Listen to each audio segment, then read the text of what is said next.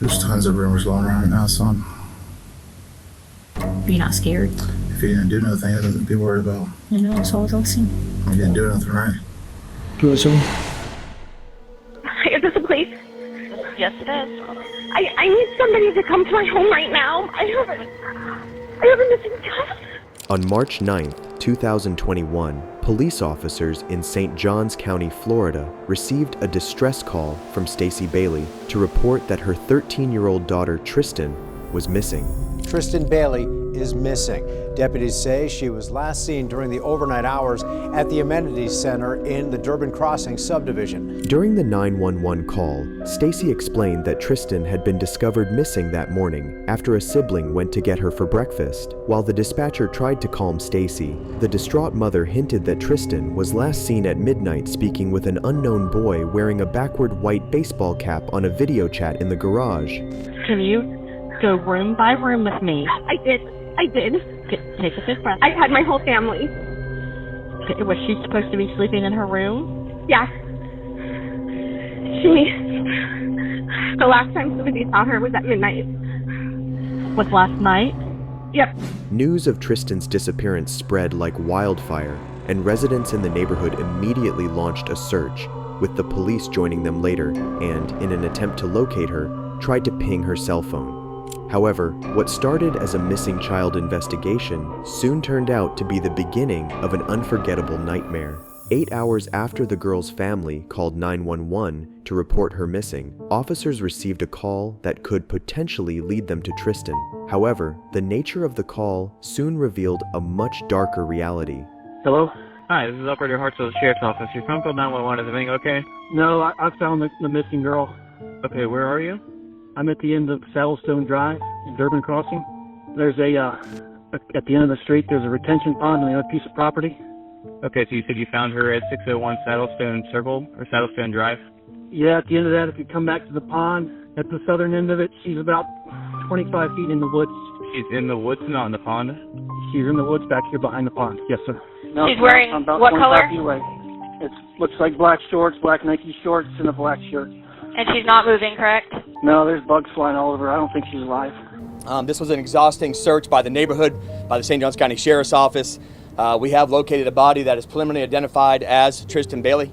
Again, it's in the early stages, but we will verify that through the process. Upon reaching the retention pond, officers confirmed the dead body was in fact Tristan Bailey. She had received 114 stab wounds, with the word karma written on the side of her left ankle and a smiley face drawn on her right ankle. The search operation had quickly turned into a murder investigation, and with several potential suspects being involved, the police were only beginning to uncover just how twisted this case would become. While officers combed through the area where the 13-year-old girl was found, detectives discovered the murder weapon, a buck knife with a missing tip, which matched a fragment lodged in Tristan's scalp.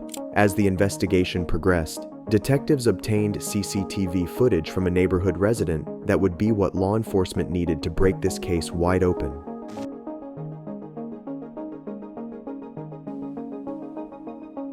At 1:45 a.m., two subjects, believed to be Tristan and her classmate, were seen walking east on Saddlestone Drive into a wooded area of the town, with one of them wearing black pants and a black shirt, the clothes Tristan was wearing when her body was found. A little less than 2 hours later, the camera recorded the same classmate running towards the west, carrying a pair of white shoes, raising further suspicion. During this time, officers learned that Tristan had snuck out of her home at night to the residence of 14-year-old Dofus Trey Absher, a classmate who attended Patriot Oaks Academy with her. However, when Trey was confronted, he claimed Tristan and another classmate from school had left his house together around 1 a.m., prompting the officers to visit the home of 14-year-old Aiden Fucci.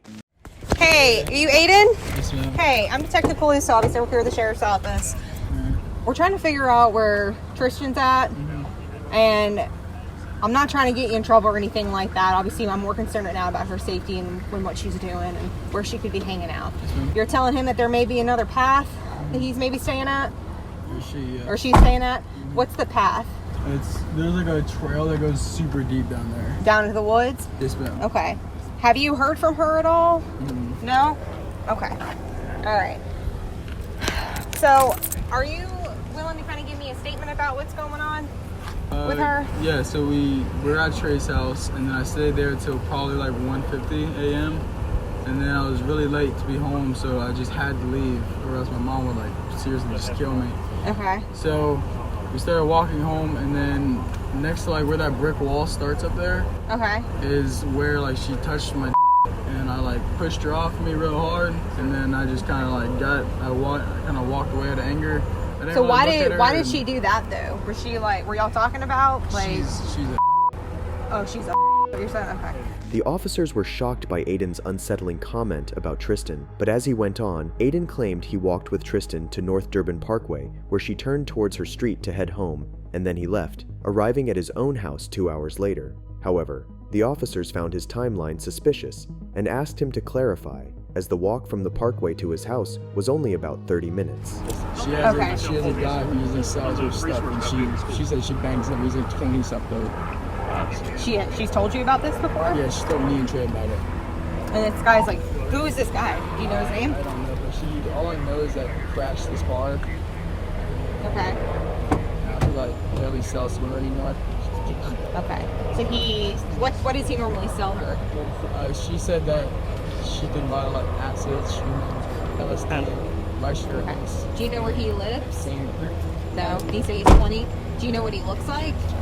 Do you know of any like social media accounts he may have? Anything? It's on her Snapchat.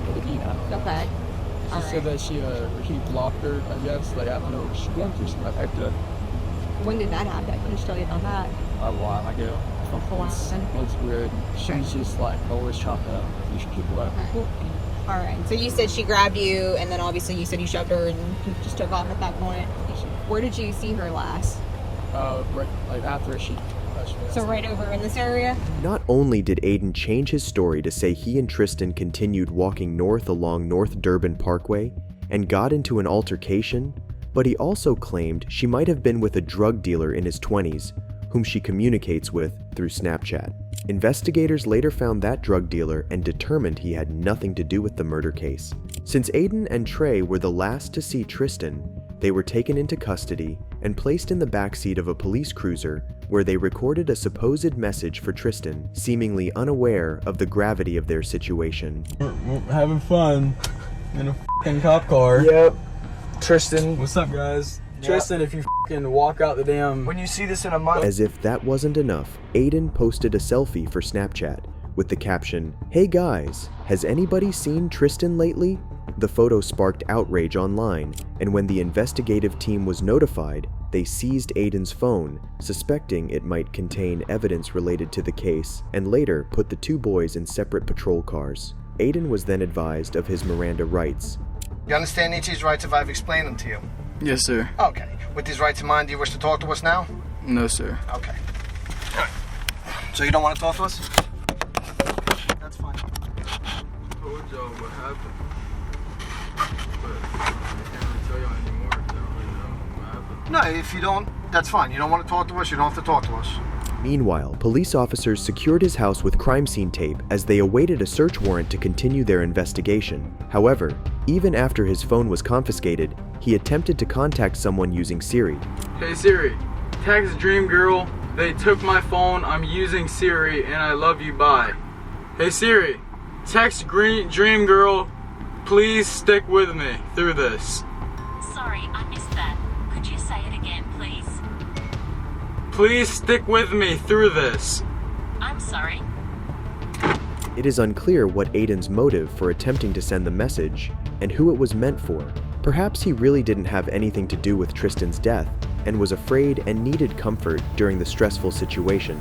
However, there was a slight chance that his plea could also be an attempt to prepare the person for what is to come, knowing that the truth might soon be revealed.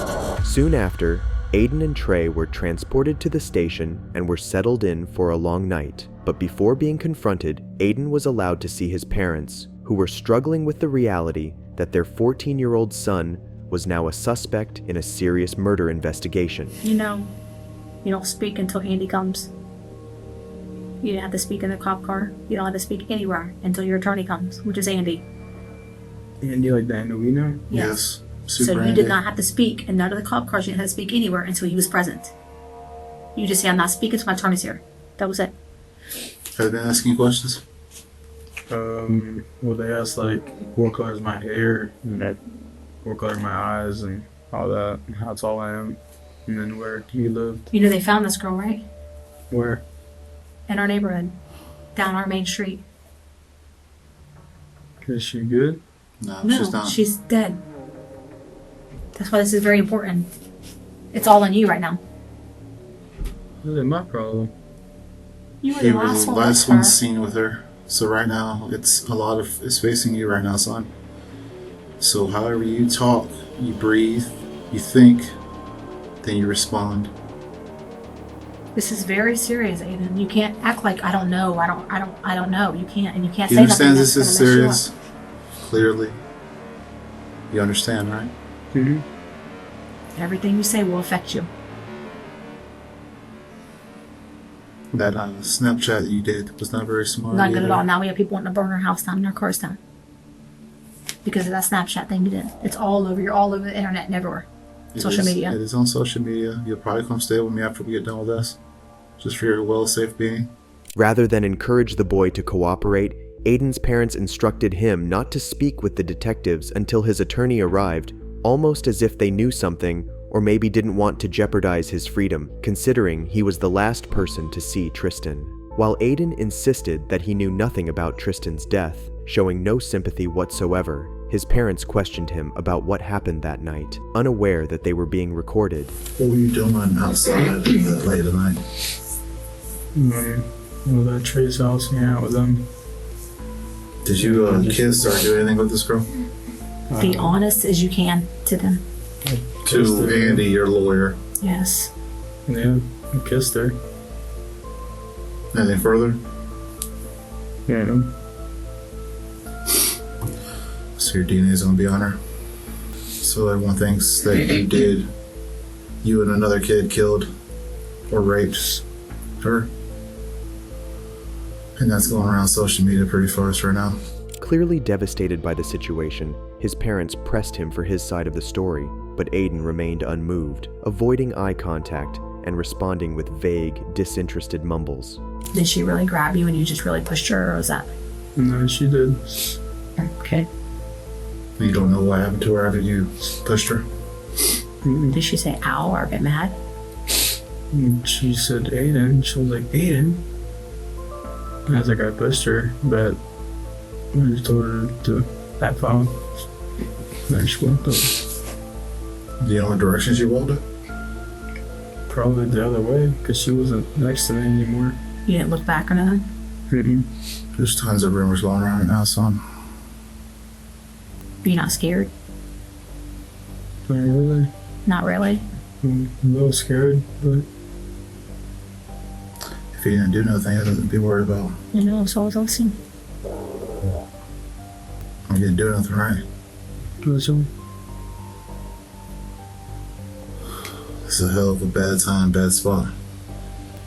Leaving a 13-year-old girl by herself in the middle of the streets at 3 o'clock in the morning or whatever time is not smart, bro. Walking home with her in the middle of the night, that wasn't smart either. You stay away from females. At this point, all eyes were now on Aiden, but detectives needed more proof. And as a result, Trey, who was kept in another interview room, was subjected to a forensic examination. You should confirm for me that that is your name and date of birth. You. Reggie, could you stand up against this wall for me? Take some photographs of you. Do you have any injuries on you? No. Yeah. Under my pants, I have one on both. Okay. You can put those down for now. So those we should take some overalls of you. Meanwhile, it slowly began to dawn on Aiden and his parents the extent of the situation as they prepared themselves for what was to come. You're gonna find out how she died. What was the reason for her dying? At that point, they'll take DNA tests off her to see if there's any wounds or inflictions. Strangulation, like stuff like that. Any discrete wounds on you. As of right now, there's no hard evidence on you that I know about. you might go home tonight. But if you do, stay off social media. He won't have a phone to get on social media. He's not gonna have a phone to get on social media. I'm just saying, if he does come home with me, he gets on someone else's phone. What they didn't know was that Aiden wasn't going home anytime soon.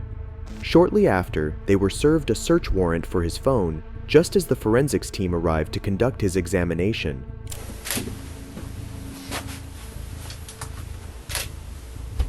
You just extend your arms out at about a 45-degree angle, palms down. Although Aiden's parents insisted they were going to wait until their attorney arrived, it didn't stop the detectives from collecting a DNA buccal swab, photographs, and fingernail scrapings from Aiden. Unbeknownst to them, the search warrant for their home had been approved, and upon entering Aiden's room, detectives uncovered a notebook filled with violent drawings of women, including one that showed a female with red X's on her breasts and severed arms with blood pouring out, a sheath that matched the knife found near Bailey's body, as well as shoes and a shirt with blood on them. With the mounting evidence found in his room, detectives concluded that Aiden had something to do with Tristan's death, and Aiden was about to find himself in handcuffs and on his way to the Duval County Jail. When results from the crime lab came back, the DNA found on Aiden's belongings matched that of Aiden, Tristan, and a third, unidentified person. At first, Aiden was arrested for second-degree murder, but this was later changed to first-degree murder after further examination of evidence and witness accounts, particularly from Dolphus Trey Absher, whose DNA was found on the clothes Aiden wore that night. But still, no one could have prepared themselves for the disturbing story that would soon be revealed. I mean, Aiden has said, like, some messed up stuff to me, like, to Zophie, saying he was going to do things, but you don't really take any of that stuff serious as coming from a teenager. And he has said he said his knife, he wanted to like slit somebody's throat, and like he said it'd be satisfying. He's talked about killing people, he's talked about fighting people. I've seen him practice stabbing motions with his knife. And I mean, you don't really take any of this stuff as in he's gonna stab and kill somebody, because he's just a kid. We're all just kids, and our group, I mean, we joke around about stuff, and we have a little bit of dark humor, but nothing like that. Nobody ever says they're gonna hurt anybody or kill anybody. Surprisingly, Trey revealed that Aiden had often talked about killing someone by taking them to the woods and stabbing them. But his story took an even darker turn when he began to explain what Aiden's girlfriend had told him. So, I've talked to Zophie, like I called her, I just wanted to check on her to see how she was doing, because they were in a relationship. And she told me that he said he was gonna kill somebody within the month. And he said he was gonna, like, he would kill her. He's talked about stabbing people, killing people, and I was just like, he said he was gonna kill somebody this month, and then this happens. When did he make that comment about wanting to kill somebody this month? I'm not sure. I'm pretty sure it was towards the beginning, but that's not for certain. That's not a fact. The beginning of April or the beginning of May? April, more than likely. Okay. Because that month, it was more of them hanging out than I was. It was more of just them, and I was with Caleb most of the time, my other friend. Who did he make that comment to? He never said he was going to kill, she never said that he was going to kill somebody, in particular. He just said somebody. Right, but that comment that he was going to kill somebody within a month, who did he make that comment to? He made that to his girlfriend, Zophie. Okay. Trey went on to explain how the events unfolded the night before Tristan was killed, revealing that due to his suspension from school, he hadn't been able to see his friends, so he invited Aiden over later that evening. So me and him were outside, and then I thought about Tristan, because I always invite her if I have people over. Anytime, if it's Caleb or if it's Aiden or if it's Zophie or all of them, I always invite her over. So I called her, I was like, Aiden, do you want Tristan to come over? And he was just like, I don't care, sure. So I called her, I invited her over, and then one of my other friends called me, Ansley, and so I was like, okay, Tristan, I'll call you back, and then I was on the phone with her. And then Aiden was like, can I call her? Like, can you give me your number real quick? And I was just like, sure. I thought he was going to call her to see where she's at. So he called her, and he convinced her to leave before, like, her sister went upstairs to go to bed. So her sister caught her sneaking out that night. And then she got there, she was freaking out. She was like, oh my God, they caught me, she's going to tell my parents. And then Aiden's just like, you're good, you're fine. Nothing's going to happen. So at the time, before she got there, I finished up, I went inside, Aiden came inside, it was cold. That's why he had put on my hoodie. He left that night in my hoodie. During this time, Trey described the exact clothing Aiden was wearing that night, which explained the extra DNA found by the police. He went on to recount how, after the police showed up at his house, he noticed Aiden's panicked reaction during a FaceTime call when he informed him that the police were on their way to his home. And after they were both put in the same squad car, he soon revealed that Aiden had made a disturbing comment. So, were there any other conversations that you had with Aiden? He made a joke about us being in prison. And I was like, that's not funny. I was like, I'm not trying to go to prison anytime soon, ever. He was like, wouldn't it be funny if, like, we both went to the same prison? And I was like, no, not really. I mean, I didn't even really pay much attention to it. I didn't even respond to it. And then we just kind of sat there, and then we drove away, kind of to the front of her neighborhood, and they put me in the back of the car. And then the rest of the day, I was just sitting in the back of the car until they put me in the police station. Yeah. Did he make any kind of specific comments about wanting to kill? Slitting throats. He said that before. Not anyone specific. He never said he was going to kill somebody specifically. He just, like, he would say killing people or slitting throats, stabbing people, stuff like that. Okay. I mean, he's talking about slitting throats and stabbing people. Did he carry a knife with him? Yes, he did. Although the detectives now have their killer, it was hard to believe that this horrific act was driven by a twisted desire to experience what it felt like to kill someone. However, months after Aiden was booked, the sickening, stomach-churning truth was revealed. Authorities received a statement from Antoine Scott, Aiden's cellmate, requesting to speak with them. Antoine then revealed that Aiden had shared every gruesome detail about what happened to Tristan, and proudly. All right. Now we talking through the vent, as you should know, me and Aiden Fucci, because we connected through the vent. Okay. All right, so he told me, he said, me and Trey, this is my writing, he said, me and Trey was at Trey's house, and he wanted Christian to come over. She snuck out her house, and it was like 12 a.m. when we left, saying him and Christian. We left her house and went into the woods. I made sure I had my knife. We walked on the streets a little bit first, and the camera got us going in together. Then me leaving by myself. But once we got into the woods, we had to get past this barbed wire fence to get to the pond. We got on these floaters and we had sex. She acted like she ain't want to, but I made her.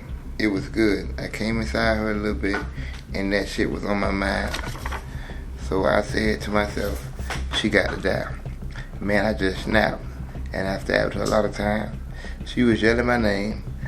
Excuse me, I ain't care. Then I threw the weapon in the pond, and I left. I got home, it was like 2 a.m. Trey called me the next day and asked have I seen her. I said, nah. It's crazy because that's one of the things in my head that I planned out. I told my lawyer that I told my lawyer that I told her she ran away, and I told her she can sleep in the woods. He said he told me his mom kind of knew, and she told him she was going to help him. He said the first place he stabbed her was in the head. She was in front of him, and he yanked her hair and gave it to her. He put the case of the knife in his junk drawer and the knife and threw the knife in the pond. Did he explain why he said he made sure he had his knife? No, he didn't. He just said that he always wanted to kill somebody. Okay. And this was a good opportunity anyway. But he just said that he had his knife on him. When we first started talking, he just said he had his knife. Okay. He said he always wanted to kill somebody, correct? Yes. That's what he said? Yes, he said. Okay. What did he say about that? He just said he always wanted to see how it feels. Mm-hmm. And when he did it, he felt power. Okay. As Antoine concluded his statement, he explained how Aiden told him that his mom found out about the situation and reassured him not to worry, saying she would help him out.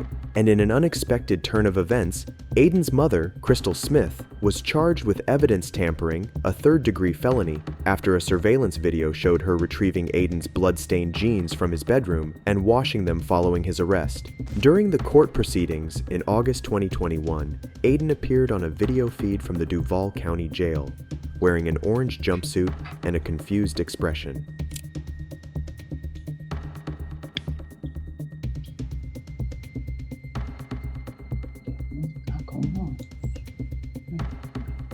I don't want to hear you demons. I don't want to hear you demons take my soul. You demons want to take my soul away. I don't want to hear you demons take my soul. I don't know what's going on. I see you.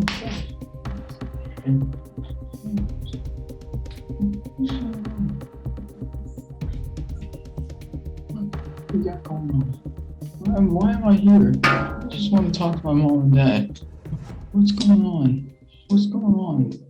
Due to his frightened and dazed expression, Aiden's lawyer filed a speedy trial waiver, which most defendants do, and the case was rescheduled for October. However, that didn't stop the inevitable from happening. On March 24, 2023, Aiden was charged as an adult and pleaded guilty to the first-degree murder of Tristan. Although he wrote a letter apologizing for the pain he caused Tristan's family and friends, he is facing a maximum sentence of life in prison. His first chance for a sentence review will come after serving 25 years.